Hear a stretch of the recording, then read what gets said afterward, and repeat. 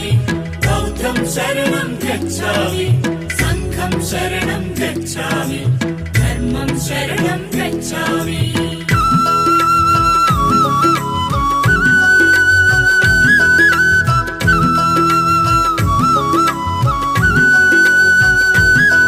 అది కపిలవస్తు నగరం ఇది శుద్ధోదన రాజ్యం